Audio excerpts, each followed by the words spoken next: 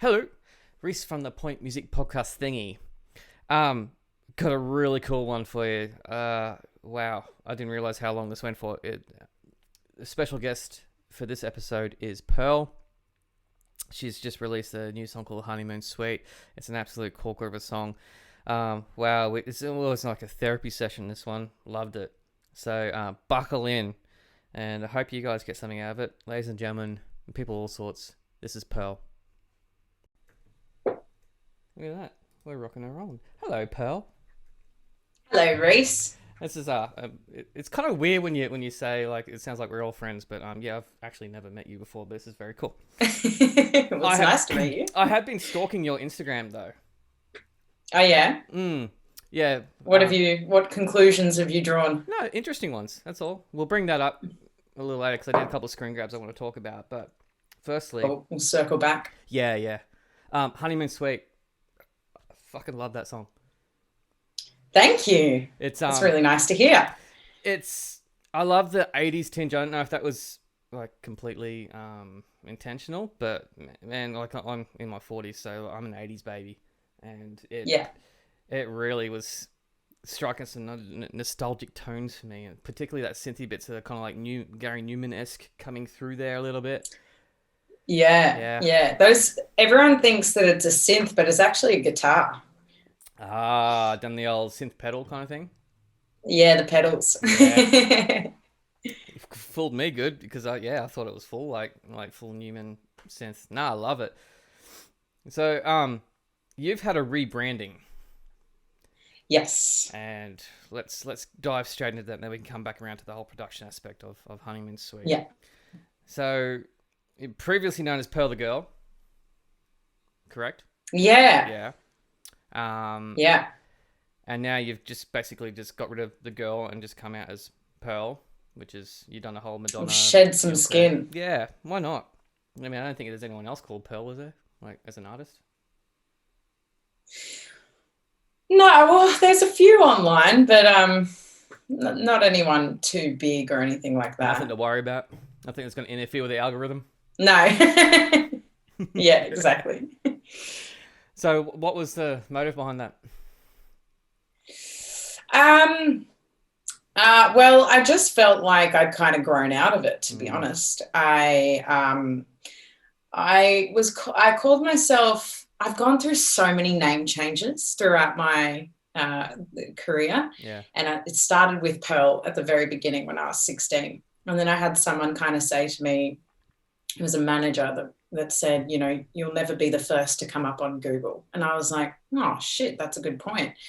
And so I changed my name to Drifting Lights, and then I circled back to Pearl, and then I went, no, Pearl the Girl, because it's, what my families are always called me. And I thought it was kind of cute at the time. And then when I started to kind of fall out of love with the music that I was making as Pearl the Girl, I wanted to kind of mark that and shed the girl. And Pearl the Woman just didn't have as good a ring to it. No, there's no rhyme or anything like that. Just actually sounds kind of aggressive. Yeah. Not sure what that's. So the whole just coming out is just the one single moniker. Yeah. It was me, coming out as myself and going, hey, this is me. I'm actually making music now that I want to make. And it feels like it deserves my real name. Yeah, because you were like you were doing like pardon me, the beer's struck already. The like a full indie rock kind of sort of vibe, right? Yeah. And the indie rock kind of came about because I felt like I was rejecting electronica. I've gone through so many different genres. Yeah. So when I first started making music, I was like doing EDM top lines and working with a lot of Ministry of Sound folk kind of stuff. I did see those remixes on your SoundCloud, by the way. Yeah.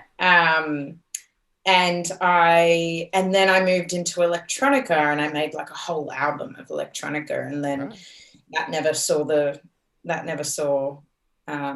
world. Why? And Yeah. Well, it was a good story. Yeah. I wrote it with an ex-partner of mine, Okay. and Right. things we didn't see eye to eye, and so the whole thing got chucked off a bridge. Damn. Oh wow. So there's no Yeah. actual copy of it anywhere. Like it's gone. It's just basically the hard I've drive. got MP3s. I've got MP3s of demos, and that's it. Oh wow. Yeah, and the rest got chucked off the harbour bridge. So egg on my face.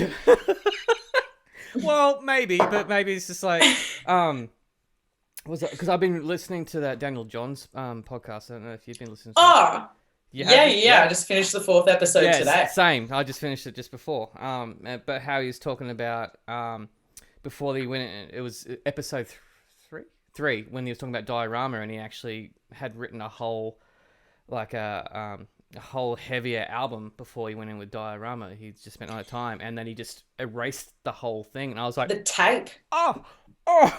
Yeah. What could it be? I was like, okay, you got to respect that. Like, this is an artist just going, nah, I don't want anyone to say that. Daniel Johns is an amazing human who, sticks to his guns and wanted to do what he wanted to do, which obviously the labels didn't. Yeah.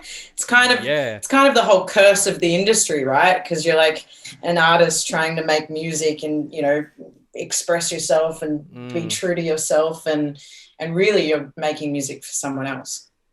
We'll come back to that because I've got some really good things to talk about that, because I've been I've been in the industry for 27 years, so yeah, I know exactly. So you get it. Yeah, but back to you, and after you've got rid of this whole EDM thing and that. So many, and then after the electronica, I then, as a kind of as a rebellious act against what I'd been through, I was like, fuck this, I'm going to do rock music. Yep. And I want to go live, and I want to play in a band, and I want to be a rock star. Yeah. And so I did do that though, which is, I look back at that and I don't really give myself much credit for my back catalogue of all the music that I've made. Well, on that note, like, when I shed Pearl the Girl, I deleted all of the music as well. So none of it's online anymore. Well, so I had a Daniel Johns moment. You did. Like, I did see with your Instagram, like, you totally started fresh with the whole rebrand. You got rid of anything that's prior to basically the statement you made. Like I said, we'll come to that later.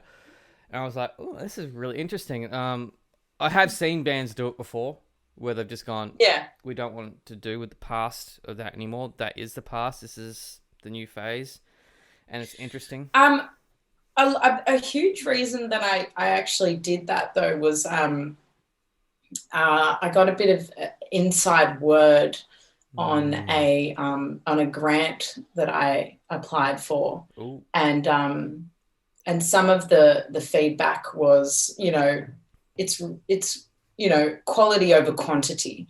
And so I know that it's, it's a bloody rat race when you're trying to please the masses, and particularly the label heads. Yep. But I kind of really took it on board and was like, yeah, I get that. And also it doesn't resonate with me now. The music that I had made and released, because when I did the indie rock thing, I was kind of like, screw this, I'm just going to release an album. And I just dropped an album, and that was like 3 years of my life that I had worked on that. And it's as quickly dismissed as it was when I released it, like it's been and gone. And it's kind of why albums don't really get released anymore, because the attention span is so small and so quick. Yep. So you don't really get these bodies of work. And even now, like, I'm sitting on maybe 25 songs, and I'm hesitant to release an album because I've put a lot of time and work and, money and life experiences into this. And yeah, you get it. Well, I've got two albums just sitting there ready to go, and with two different bands. one's a reggae band. The other one is my baby. It's more alt rock kind of stuff. Yeah. And that reggae one, the reggae band one, we've got a good following and everything. And we were supposed to release it in April last year. What happened in April last year? So it's just sitting there. It's a great album, and it's 4 years. Like you're just saying, you had 3 years of work. It's 4 years of work, and it's just sitting there, and it's hard to. And it ages It as does. well as you sit on it. Even the one that I'm doing with my project now, like I've got one song left to be waiting to come back from the mixing engineer, and it won't come out until next year. But it's all self-funded. It's a labor of work and love, and I know it's not going to get anything in return. Like I've had a realization in the last month where shit hit the fan a lot. And what a lot of people don't know is the ROI as a musician is shit. What's the ROI? Return on interest, investment. Yeah, investment. Yeah. And I sat down yesterday and worked out with my wife how much I've spent on this project in the last 4 years on equipment, recording, rehearsal, and it turned into about $8,000. So that's $2,000 a year that I could have put into something else, but I've been put into this project, and I'm not going to see $8,000 back. No, yeah, your passions are very expensive, aren't they? Mm-hmm. Yeah. I'm kind of going through this whole thing at the moment. It's very disillusioning. Yep. Yeah, releasing music and then looking at how much you actually put into it versus how much you get back. Yep. And I think because I'm not playing shows at the moment, I'm not really feeling the reward. There's nothing really rewarding about looking at a number of streams on your phone. I mean, unless it's astronomical. Sorry, you've got you're the support of. You're speaking right straight to here, man. Like you're someone that actually I don't think I've ever had anyone actually mention this before. Yeah. Okay, that's interesting because I feel like that's all I've got to look at right now. It's hard. Like I just released a single for one of the projects, my project, right? Yeah. And I decided to put it on Bandcamp only. Oh. I decided not. So you actually make some money. Well, it's more to do with the fact that one, you just mentioned the whole like looking at the streams kind of thing, right? And if you're not getting the traction that you're hyped up, or your peers are saying, yeah, it's a great song, and you don't have the support behind it, and you don't see hit that level that you think it's going to hit. It's disheartening, like you just said. It's a lot of disillusionment. Disillusioning. Yeah, I actually have a song called Disillusion, by the way. And it's heartbreaking. And I decided to just basically, you know what, fuck it. If you want to support us, buy the track on Bandcamp. That's the only place you're gonna get it until we release the album, and the album won't come out until next year. So if you want to hear this song, you might hear on radio, and it's been played a few times on radio, which is cool. But you'll have to wait until either buy the track or wait until next year. You know, it's fucking $2. Jesus Christ! It's not even. It's half a cup of coffee. But I get what. And it's not even just the money that you spend on making it, but it's the money that you spend trying to promote it. That's as well. it. Yeah, and a lot of people don't know that. And the pressure on musicians, independent artists, to be our own social media managers, our own business advisors, our own accountants, our own booking agent, and while we're still trying to create the goddamn music in the first place. So that's the hardest thing that I find is like changing hats. So there's like, you know, you wear one hat to make the actual music, and then as soon as it's done, you kind of put on this other one where you're like, oh, I'm the business girl now. Like I'm supposed to sell this shit. And and I find it so hard to get back to those two don't work in the same world. You know, I can't write music whilst I'm trying to sell a song. No. Uh, Unless you have ADHD, which is basically how I operate. Do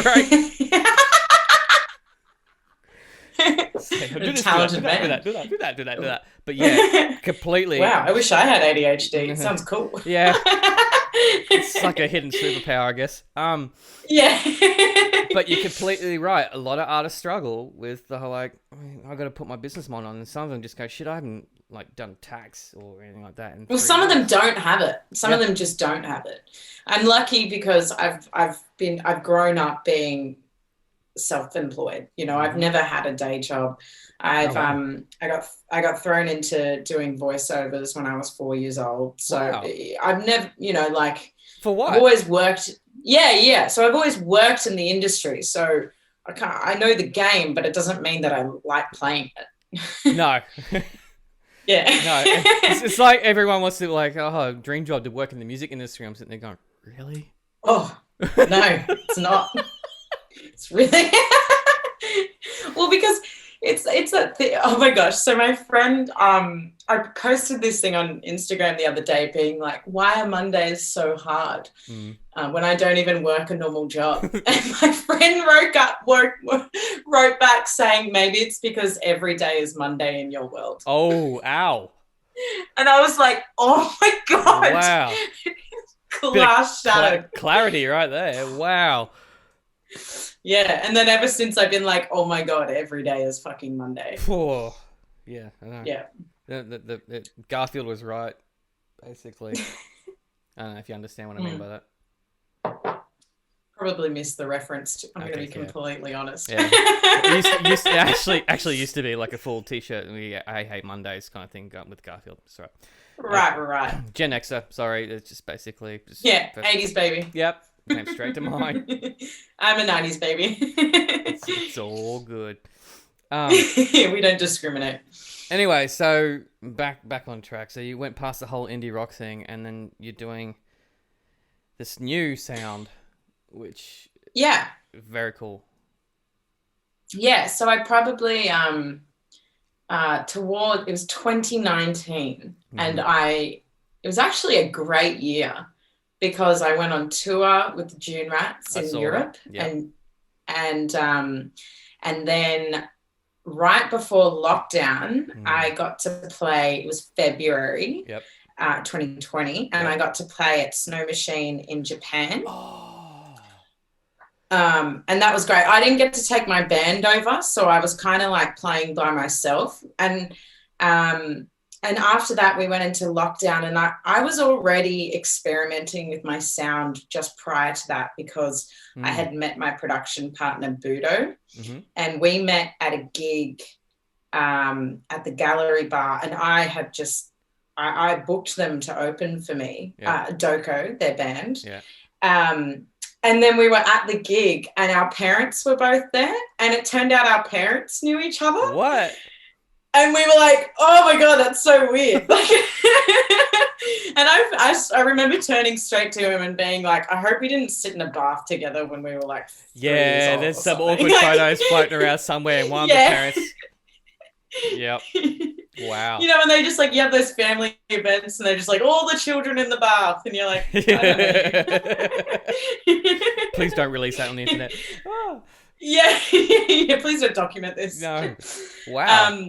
So I had met him, and we'd already started writing together, and kind of wrote the last EP that I released as Pearl the Girl. Yeah. And it kind of was moving very slowly in this kind of more produced, fresher sound than I had previously released with my first album, which was a bit more like garage rock kind of.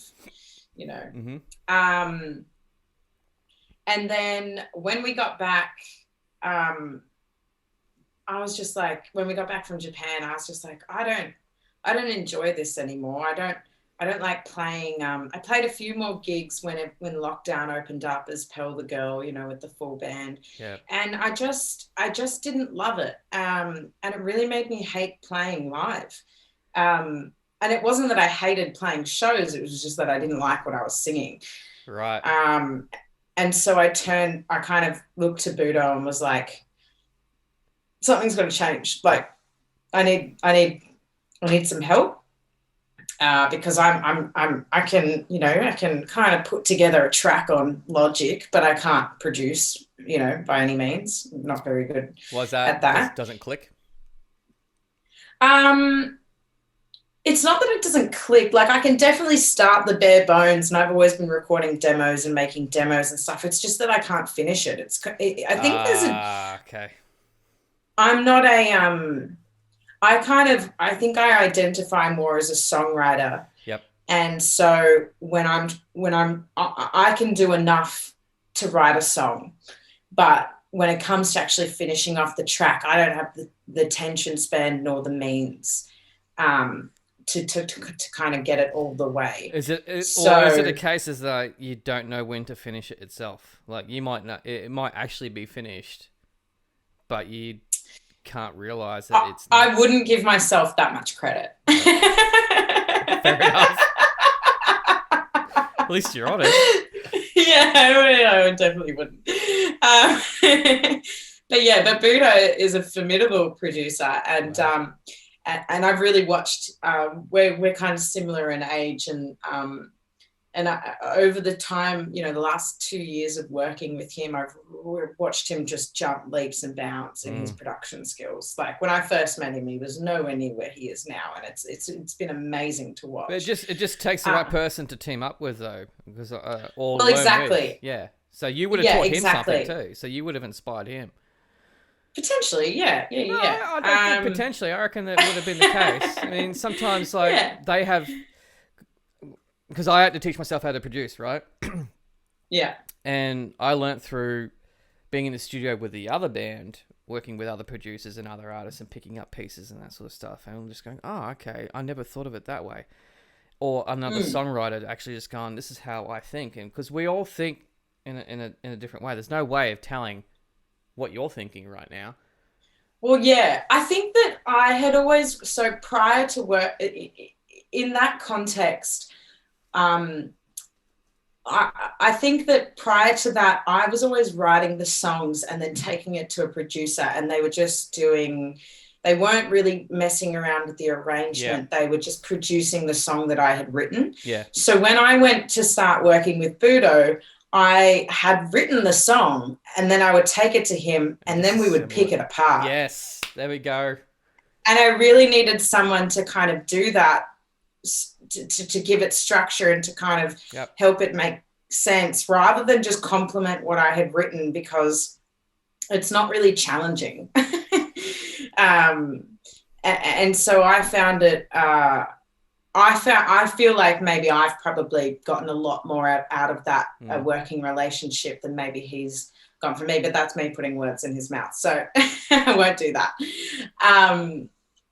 And so I was kind of in this place when I started working with him where I'd done so many different genres and I'd worked with so many great producers, but I was in shambles. Like, I was in bits and pieces, and I didn't know how to put it together, and I didn't see where I wanted to be anymore. I didn't have the sound in my head or any real clue of what I was doing anymore. And he really held the space for me to be like, yep, I agree. You need a fresh sound. Let's do that. And let's write every freaking genre under the sun. And we did. Yeah, and we did. And he was really encouraging of being like, we wrote 4 songs, and I was like, this is fucking sick. And then he was like, just wait, let's keep writing. Yeah. And so we did. We kept writing. I probably ended up writing about, 14, 15 songs with just him. Good. And I remember we got to the last session, and he was and I had like this writing week where I invited all these songwriters in, because I'd written so much on my own, just the 2 of us, and I was kind of interested in having like a third party in the room. And we had someone coming in, and I was like, what do you think we should do today? And he was like, I don't know, man, we've written every bloody genre. Like, what do you expect? What do you want out of this? And I was like, I don't know. Then And so you go that into day some we ended weird up. Tungan monk metal. Yeah, well, we got close to some weird shit like that. I remember one day I was writing a song and I was like, I'm going to write a song that just doesn't make sense. Because you know those songs that you hear and the lyrics and you're like, I don't really understand. It's kind of like a bit of what the Beatles were doing in the end. Mate, Like, some of Silverchair's songs were getting like that towards the end too, if you listen to Daniel Johns. I mean, I'm sure they made some sort of sense in Daniel Johns' head, just not everyone else's. Yeah. Abstract. Yeah. But yeah, every day it was just like a new challenge of what we were going to write. Anyway, we kind of ended up writing across a few different genres, but finding a cohesive sound of drums and vocals that make them all work in a world together. So that was really cool. So Well, like I said, there's a lot of 80s sort of feel in Honeymoon Suite, which is what I dig about, but it still has that fresh and modern sound to it. But I think the main thing I liked about it is that it's fucking fun. Thanks. Because I listen to a lot of music and I get a lot of stuff come through here, and there's a lot of like heavy stuff, and I come from a metal background as well as playing like reggae and that, and I do love metal, and some of it's brilliant, and some of it's just it sounds like that. It's cool, but it sounds like that. And then I got singer-songwriters come through, and some of it, you can tell what they're doing, and some of it's cool. But to come out with something that is fresh, fun, and to be honest with you, it's got a full like earworm in it. So that's what I look for. Something I explain things a lot of the time as a goosebump moment, right? And when you get that with a particular song, and there are certain songs I get that with, for whatever reason. I don't know, you might get it too. It's maybe I'm just a freak, but for sure. A goosebump moment and that sort of stuff. So that's what I always look for. Yeah, it's one of those songs. It's you just go. I appreciate that. Cool, right? I got it. And then I was listening to a lot of the 1975. Oh, yeah, okay. So you and Same Time should actually do a gig together. I don't know if you know who Same Time are, but they're up here, signed under Sony. Dicko manages them. Oh, cool. Yeah, that they're heavily influenced by 1975. So Matt. Yeah. They have a really good way of kind of infusing that 80s modern, you know. Yeah. Well, I actually like Peter Gabriel and that sort of stuff. So like So's one of my favorite albums and that sort of shit. So anything that comes in with that chimey synth stuff and brilliant production and weird shit, love it. Yeah, mad. Cool. I am going to bring up those screenshots because I want to talk about them. Hit me. Oh no. Okay, hang on. You just snorted? Yeah, that's not. I just gotta wait for my computer to wake up because I did grab. Hang on, where is it? And now I've got to read from a distance because it's tiny. I've got my glasses on, but that sucks. Hang on. Gotta make sure I got the right one. They've been fogging up. Yeah, well, because I can't put the fan on, so totally fogging. If you see me sweating, that's why. It's not because I'm nervous, it's because it's goddamn hot. All right, so you wrote this in October. So literally, it was actually a month ago tomorrow, or... Yeah, I think, maybe. Yeah. How did you know that? Because it actually has the times... Reveal your sources. It has the timestamp underneath it. Jeez, come on, I'm not that special. Hey, I'm going to open up. I've just got to wait for my Mac to wake up and do this thing, but... No worries. It starts with today's bittersweet, right? So this is you having an epiphany, it seems like. Ah, yes. Yes. Yeah, you gotta love that. Like I said, I had moments. I'm actually having bits of like clarity and serendipity with you right now, so this is pretty weird. Okay. I like that. Today is bittersweet. As I'm writing this, we're on the precipice of a new era. What kind of person uses precipice? A songwriter. and for me, there is a lot of fear around that. Prior to this pandemic shit show, I had expressed to my production partner that I wanted to change up my sound and agreed that we needed to find something a little more signature Pearl. Indie rock had become a lifeless avenue for me, and so in a way it was fortunate that the world allowed us a moment to stop and reassess our lives. I'm going to stop right there. Mm-hmm. I think all of us as musicians had that same fucking feeling, mate. Yeah, for sure. Because I have high anxiety as well. You know, I'm just a treasure trove of good stuff. I mean, but I know you're an artist, mate. I know majority of us are actually introverts and actually have high social anxiety. Totally. When everything pressed pause, and I know people that have listened to this podcast before know what I'm saying, I felt a bit of relief. Yeah, there was that moment where you were kind of relieved that it was a moment of relief where you stopped comparing yourself to everyone around you, because that's right. One moment you were all in the same boat. Yep. And trying, like how we said earlier, trying to basically wear all the hats and keep up, because this industry is consistently changing. And our job is to adapt. Yeah, but but I wish it would stop. Yeah, just slow down for a goddamn fucking second, basically, so we can catch up. Just so we can wrap our heads around it. Yeah, and because they changed the thing, like, man, I've got to learn about NFTs now. Fuck, I don't know. Anyway. Oh my God, I know. So, back to what we're going. However, it had also masked a lot of my anxieties when it came to this cyclical pattern that was the music industry, which we just said. The expectations I placed on myself and never seemed to meet. You're not alone. Okay? The cringeworthy nights of networking, fuck. That without wholeheartedly believing in me, let me questioning myself more than before. It is important to aim high, but I never seemed to master forgiveness when I didn't achieve the things I wanted to, or leave the impression I intended. But what I ever forgive myself for stepping forward anyway. See, this is why I really wanted to interview you, is because of this. All right, because you are not speaking for yourself here, believe it or not. You're speaking for a shit ton of us right now. Yeah. It's actually making me a little bit emotional, because you're basically recapitulating how I'm feeling. Yeah. All right, so the next page, because you wrote an essay. I did. You did. It might have been cathartic for you, I guess. It's all part of your transformation, which is very cool. Yeah. I have now been exploring my artistry for the last year and a half within the safe confines of lockdown and life in an apocalyptic world. I mean, that's a little bit dramatic, but yeah. I get what you mean. Yes, it feels like prime years were taken away from us, but I can't help but feel thankful for that.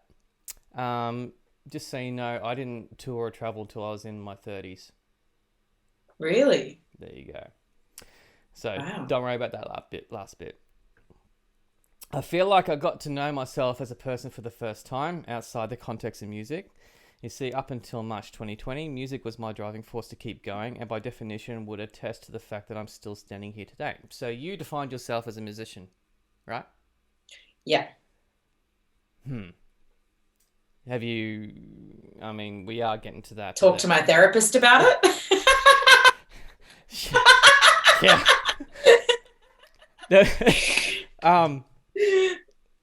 These are all, like, you're hitting on a lot of moments of clarity that I had in the last month, okay? And trying to define oneself as a musician is not... Well, I think in the music industry, you're constantly asked to define yourself.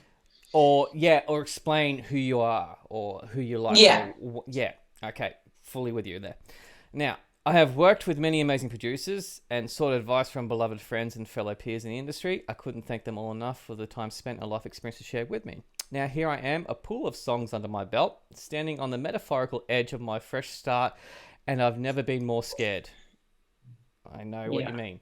I was scared to step out of this door this Monday morning, which is basically, as we mentioned, every morning now for you, and sit in a cafe and drink a coffee, let alone take what seems like a huge whopping leap and release music.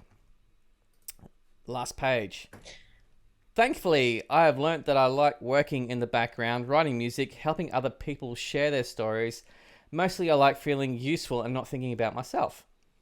As I say this, I realise that what I am actually afraid of is success and vanity.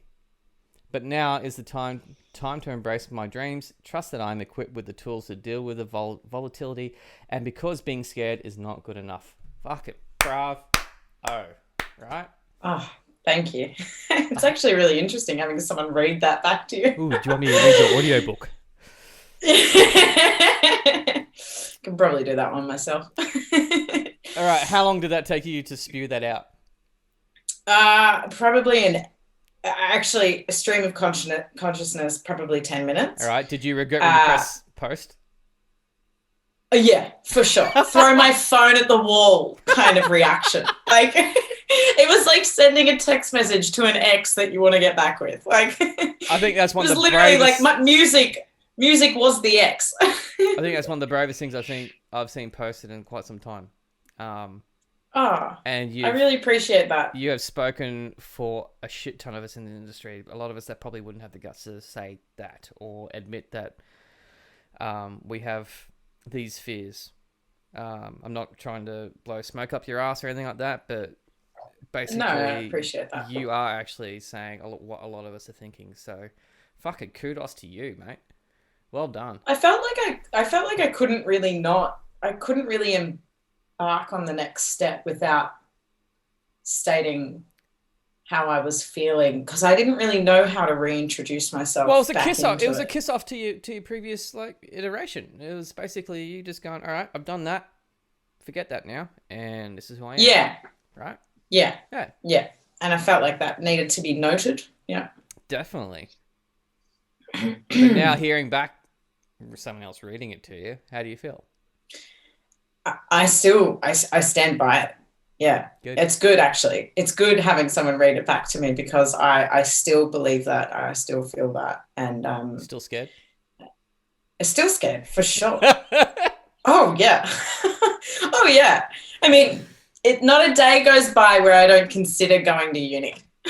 I've been there, done that. I never would, but like, it's nothing that you really can't learn from your peers and basically the goddamn internet now. I mean, no, for sure. There are certain things.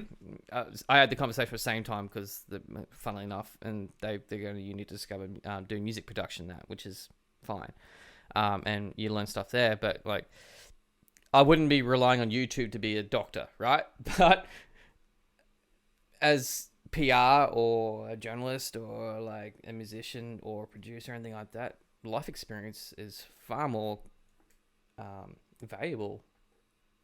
Yeah, for sure. If you want to apply that to the music career, what I mean by going back to uni though is more of a metaphor for getting a real job. You know, like I work a real job, but it's yeah, kind whatever.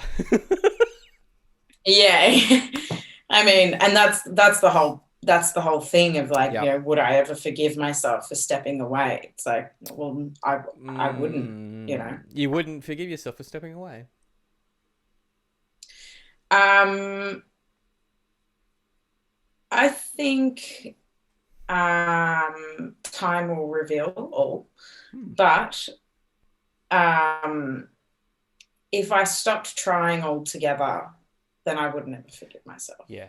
All right. So that's the key part there, okay? So because obviously by definition I am a musician. So yeah.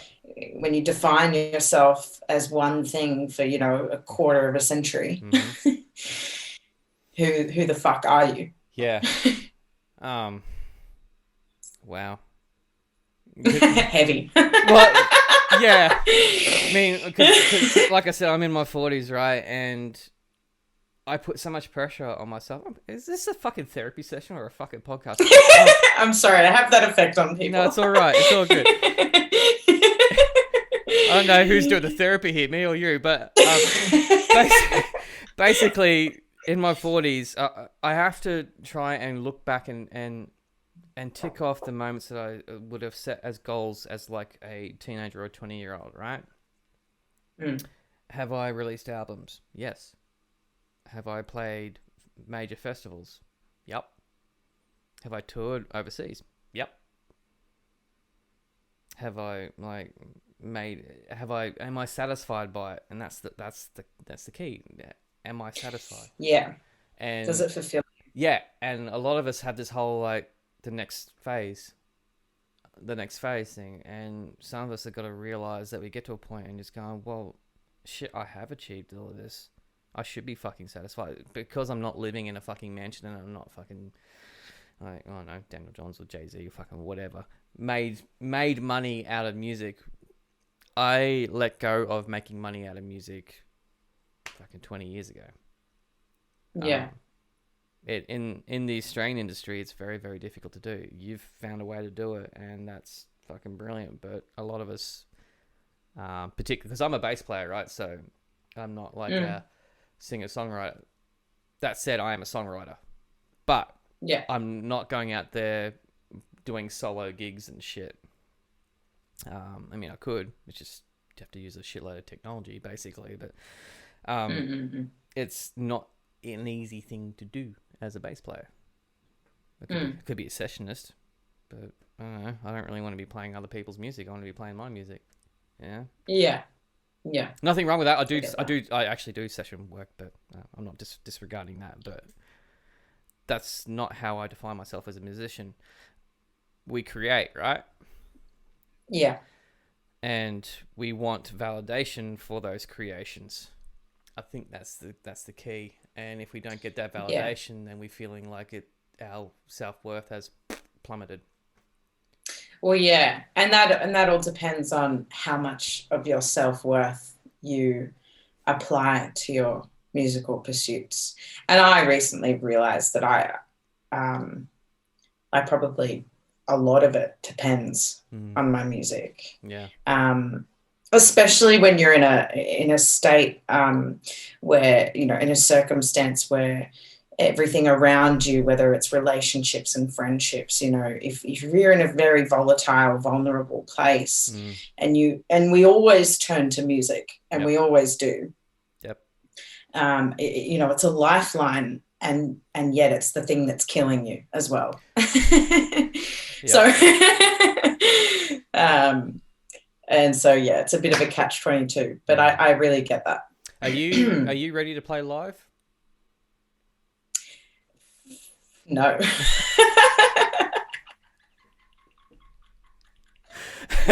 Okay. I don't even know. Okay, so I have 2 gigs, and like one's a solo gig, one's a duo gig. Yep. But I'm actually not playing any shows.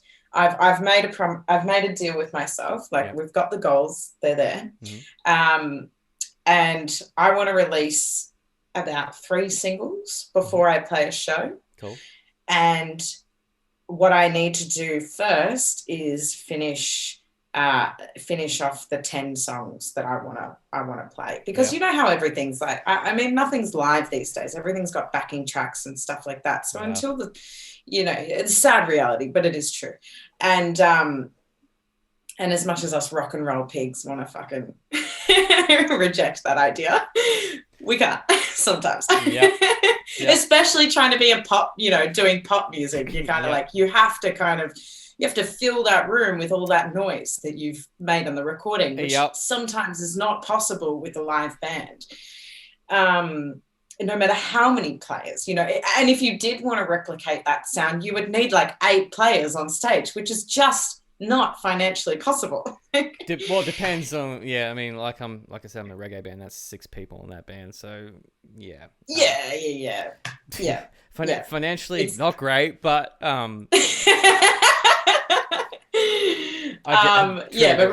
reggae is a bit different, because reggae is the music that you want to see live, but it's still, there's a lot of production behind it, so there's a lot of pop element to it. There's a lot of stuff that goes in layers that you don't realize there, that need to be there. Like when you're playing select festivals and that sort of stuff, you kind of do want those backing tracks to be there. When you're playing club gigs, it don't matter. You don't need it. It don't Yeah, matter. it doesn't matter. I mean, the rock band I'm in, if you listen to the actual tracks that are recorded, there's the mixing engineer basically got back to me with the last track, and he's just saying, dude, you're crashing my CPU with how many tracks you got on this. CPU can fuck right off. Sorry. it's a big song. I couldn't help it. It's a lot of layers. He's like, it's all right. I'll print them off and I'll work around it. But dude, he's like, I can't even mix your song. It's crashing my bloody. Pretty much. It's crashing my program. He's like, fuck it. It was sounding massive up to the point where until it crashed, I was like, wow, okay, big song. But live, we don't use all those parts. No, you're quite right. For sure. I mean, shit, it's just a bass player, singer, and drummer in that band. That's it. Yeah, right. Yeah. I think I have this idea that, and it kind of comes with the whole rebrand that I really want everything to, before I was kind of doing that and I was like, fucking parts off and just being like, whatever, and I was still indulgent. I had 2 guitar players, which is indulgent these days. But now I really want it. There's a level of I really want that quality, that I really want to replicate that sound live, and a lot of bands do it, and so in order to actually do that, I have to actually finish and mix half of all those songs, so that I actually have a set to play. Yep, and then stick them all in the SPDX and just go boom, ready to go, basically. Press play. Yep. Mate, we've hit 45 minutes. This is the longest podcast I've done in a while. I feel like we could go for another 45. We probably could. I'll wrap things up here. I'll wrap things up with this one. I'll chat to you after this other debrief, man. But I'm gonna stick Honeymoon Suite in the description below. When's the next single you reckon coming? I've got a collab actually coming out December 17th. Ooh, you're pretty brave. With a guy called.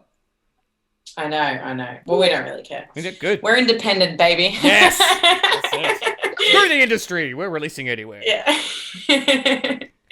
Cool. Yep. Yeah. Collab. Collab with Mo Groove. Yeah. Sweet. All right. Send it my way. I want to hear it. Yeah. All right, Pearl. You've been an absolute... Oh, I hate to say this is a pun. You're an absolute Pearl. That's stupid. You've been awesome. Thank you, Reese.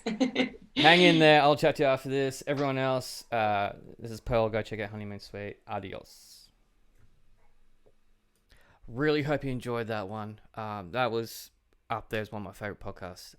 Big shout out to Pearl. Do check out Honeymoon Suite. I just love the song. It's catchy as shit and it's very fun. More podcasts coming your way. It's great to be back at it. Thank you for supporting local music, live music, Australian music, all sorts of music. You guys are legends. Check you next time.